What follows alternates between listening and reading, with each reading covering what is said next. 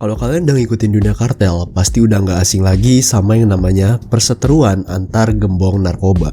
Tapi gimana soal para gembong narkoba yang saling nargetin keluarga satu sama lain?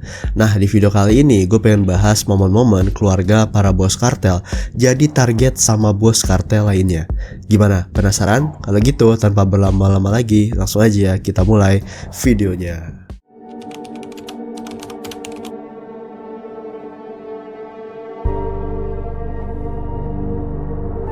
Juan Francisco El Brujo Herrera. Pada 12 Juli 2020, seorang bos narkoba dari kartel Sinaloa yaitu Juan Francisco alias El Brujo itu dieksekusi bareng istri dan anak perempuannya sama anggota kartel Caborca.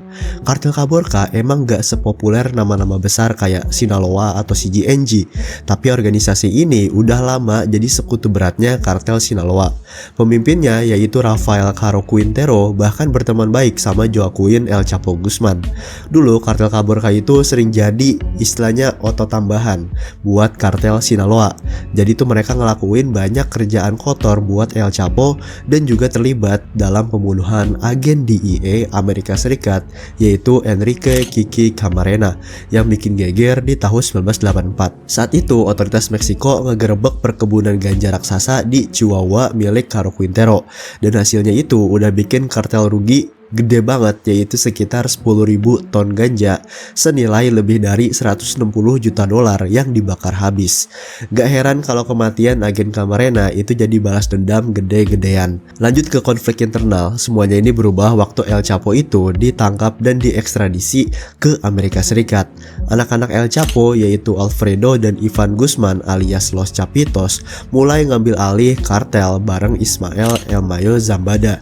Tapi kekuasaan mereka ini malah micu perpecahan sama kartel Caborca yang dulunya selalu setia di bawah komando El Chapo. Perpecahan ini makin panas setelah Santiago Eduardo yaitu keponakannya Quintero dibunuh sama anggota kartel Sinaloa.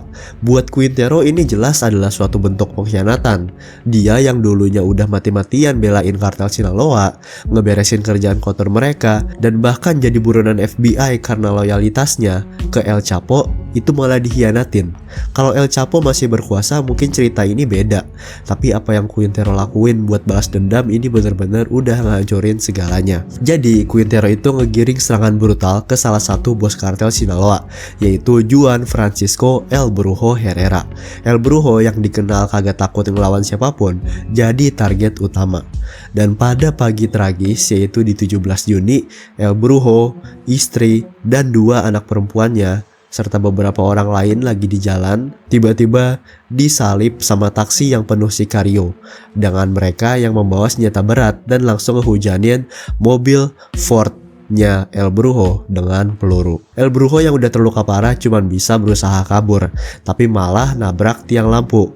Dia, istri, dan 2 anak perempuannya tewas di tempat.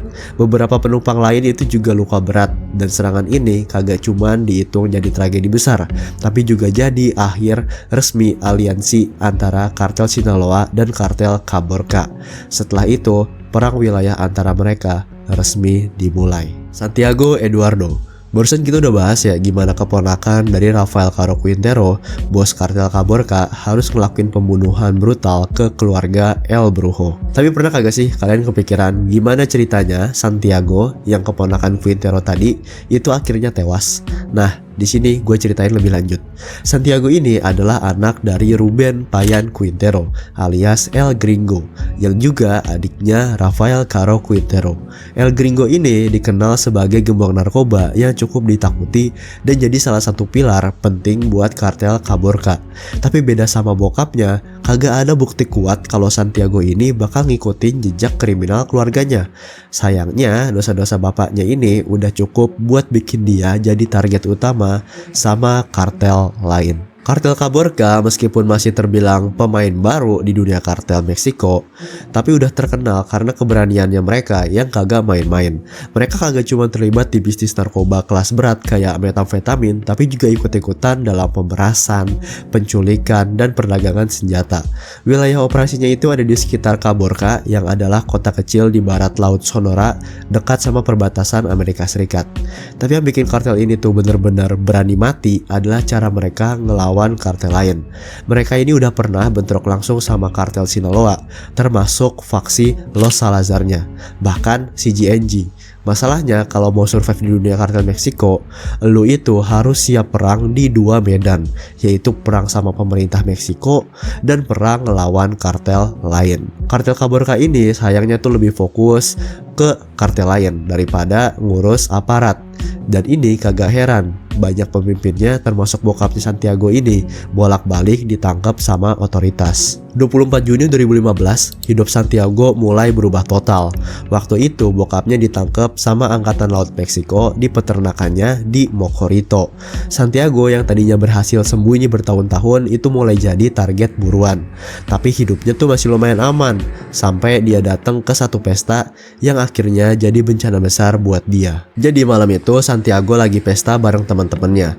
Have fun, nikmatin hidup lah pokoknya kayak anak muda pada umumnya. Tapi sekitar jam tengah malam, tiba-tiba ada segerombolan pria bersenjata datang ke pesta itu dan langsung nembakin semua orang di sana tanpa ampun. Santiago yang sadar dia jadi target itu langsung lari ke Jeep Rubiconnya yang parkir di dekat situ.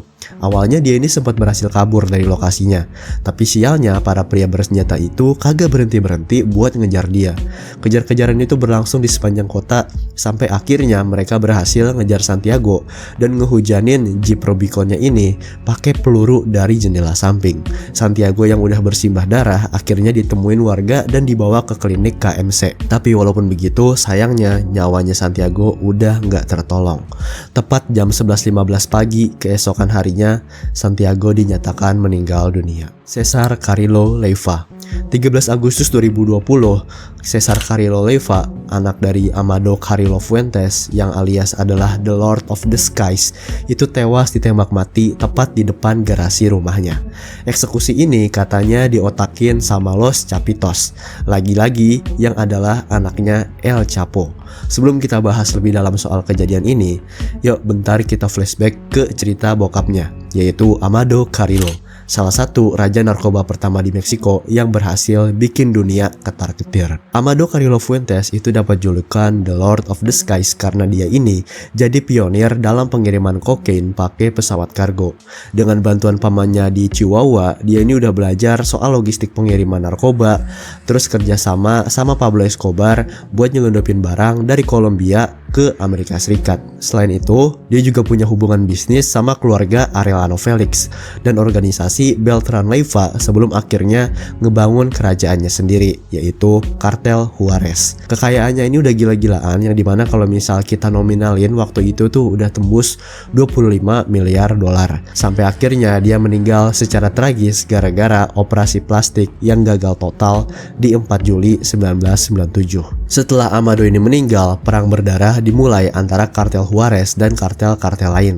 Anaknya, termasuk Cesar dan kakaknya Vicente Carrillo Leiva, itu terpaksa maju buat nerusin kerjaan bokapnya. Sekitar tahun 2000-an, Kartel Juarez itu bertempur mati-matian ngelawan Kartel Sinaloa buat ngerebut kendali di El Paso Juarez Border Plaza. Di masa-masa itu, Cesar kelihatannya emang masih low profile karena dapat perlindungan ketat dari anak buah bokapnya. Tapi segalanya mulai berantakan di tahun 2009, yaitu di mana waktu kakaknya yaitu Vicente diangkat atas tuduhan perdagangan narkoba.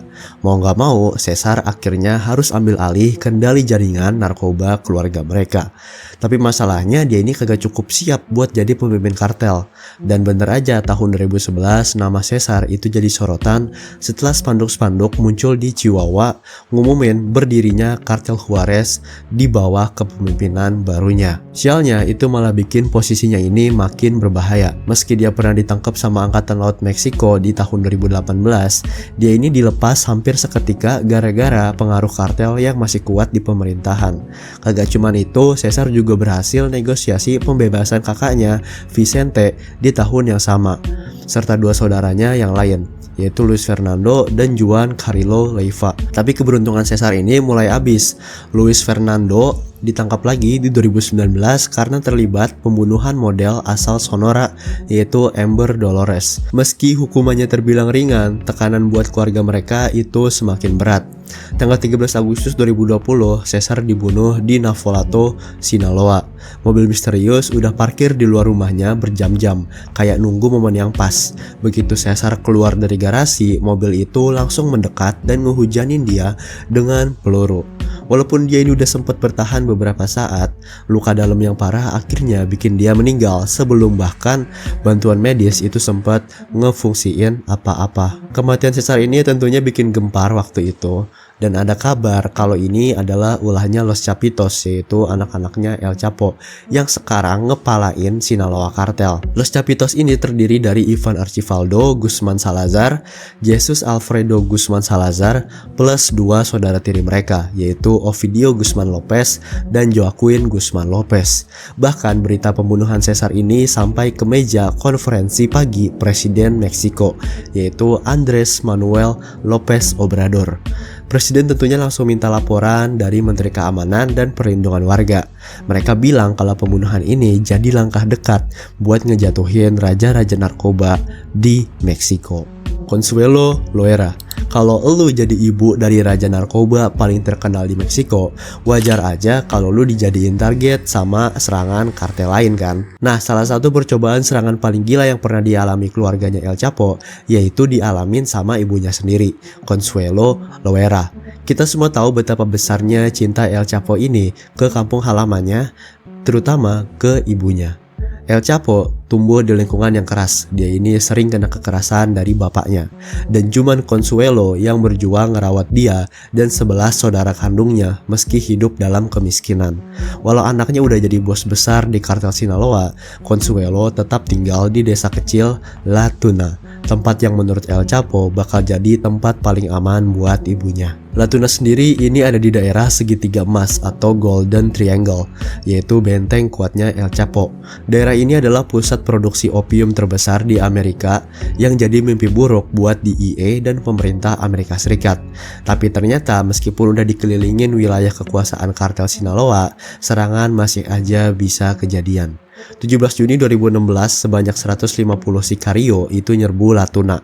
Mereka datang dengan senjata lengkap dan langsung nyebar buat ngehancurin semuanya.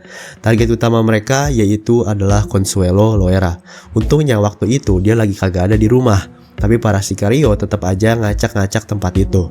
Mereka nyuri 3 mobil mewah, 3 motor, bahkan motong kabel telepon supaya kagak ada yang bisa minta bantuan. Kagak cuma sampai situ, beberapa dari mereka malah ngerusuh di desa dan ngebunuh warga sipil.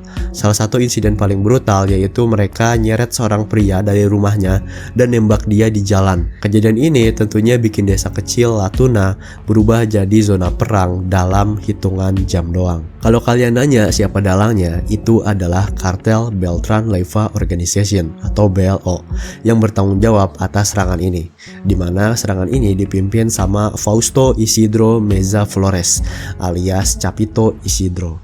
BLO udah lama jadi musuh bebuyutannya El Chapo sejak mereka pecah aliansinya di tahun 2008. Chapito Isidro sendiri itu bukan nama kecil. Sejak awal tahun 2000-an dia ini udah dikenal sebagai penyelundup narkoba skala besar, ngejalanin operasinya dari Guasave, Sinaloa Utara.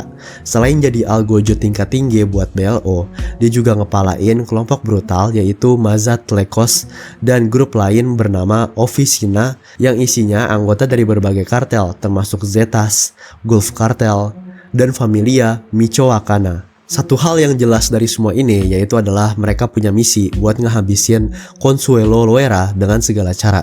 Untung aja waktu itu dia kagak ada di rumah. Kalau kagak, ceritanya mungkin bakal jauh lebih tragis lagi dan lebih panjang lagi. Oke Bres, gitu aja buat video gua kali ini, dimana kita udah ngomongin momen-momen keluarga para bos kartel itu jadiin target sama kartel rivalnya. Gimana menurut kalian? Kalau kalian suka sama video ini dan pengen ngeliat gua ngebahas perkartelan lagi, bisa like, komen, dan share video ini. Terus juga bolehlah buat subscribe channel ini. Oke gitu aja, makasih buat yang udah nonton. Sampai jumpa lagi di video berikutnya. Dadah.